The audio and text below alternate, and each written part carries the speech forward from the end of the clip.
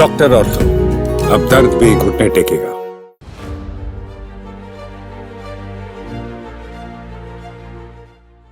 नमस्कार दोस्तों, channel for news India में आप सभी का स्वागत है। मैं हूं आपका दोस्त क्रांत कुमार। दोस्तों, बात करेंगे दिल्ली के पूर्व मुख्यमंत्री अरविंद केजरीवाल को लेकर। अरविंद केजरीवाल पर हमला हुआ है।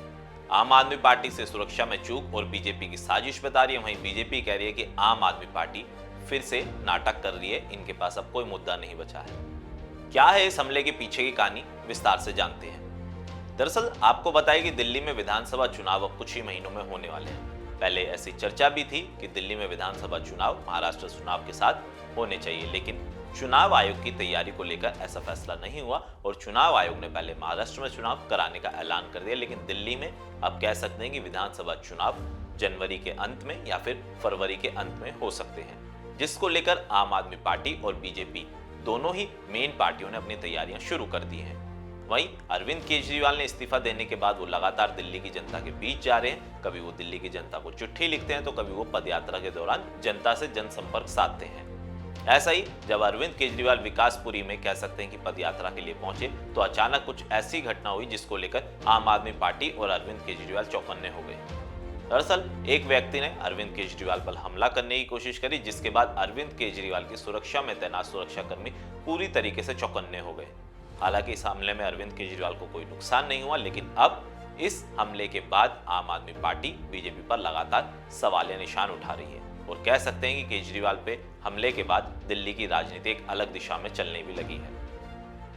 आम आदमी पार्टी इस पूरी थ्योरी को बीजेपी की साजिश बता रही है और कह रही है कि बीजेपी वाले अरविंद केजरीवाल की हत्या करना चाहते हैं। साथ ही आतिशी ने ट्वीट करके उस युवक की भी जानकारी दी और बताया कि ये देखिए, ये युवक है और ये बीजेपी के नेताओं के साथ इसकी कई फोटो हैं और ये बीजेपी के नेताओं का अहम माना जाता है। लेकिन अब जब इसको लेकर बीजेपी से सवाल किया गया तो बीजेपी ने क्या कहा, जरा वो देखिए। दरअसल दिल्ली बीजेपी के अध्यक्ष वीरेंद्र सचदेवा ने कहा कि जनता अगर पूछे सवाल तो क्यों परेशान है केजरीवाल।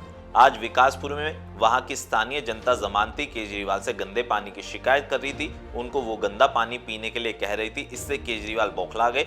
जनता जब आपसे सवाल पूछ रही है तो आप उसे बीजेपी का हमला बता रहे हैं। आपने दिल्ली को सड़क, बिजली, पानी के नाम पर ठगा है। तो दोस्तों, देखा अरविंद केजरीवाल के ऊपर जो हमला हुआ और आम आदमी पार्टी लगातार बीजेपी पर सवाल या निशान उठा रही थी, लेकिन दिल्ली बीजेपी के जो नेता है वीरेंद्र सचदेवा, उन्होंने अपनी प्रतिक्रिया दी और उन्होंने कहा कि जब दिल्ली की जनता आपसे सवाल पूछती है तो आप बौखला क्यों गए। हालांकि ये जो रोहित शेरावत, जिसकी आतिशी ने फोटो ट्वीट करी है और बताया कि ये बीजेपी का नेता है, उसको लेकर अब लगातार दिल्ली में राजनीति शुरू हो गई है। वहीं विपक्ष के अन्य नेताओं ने भी इस हमले की निंदा की है, जिसमें अखिलेश यादव ने कहा कि राजनीति में आरोप प्रत्यारोप का दौर सही है, लेकिन ऐसे चुने हुए एक मुख्यमंत्री पर, हालांकि वह मुख्यमंत्री नहीं है लेकिन कई बार वो दिल्ली के सीएम रह चुके, ऐसे में उनकी सुरक्षा का सवाल बड़ा मुद्दा है।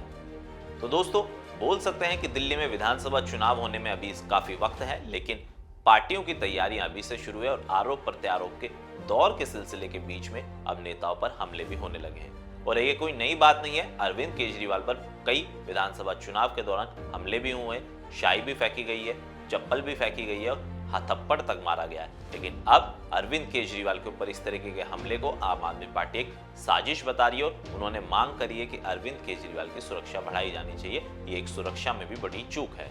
वीडियो पसंद आया तो हमारे चैनल को आप सब्सक्राइब करें, बेल आइकन दबाना ना भूलें। डॉक्टर ऑर्थो, अब दर्द भी घुटने टेकेगा।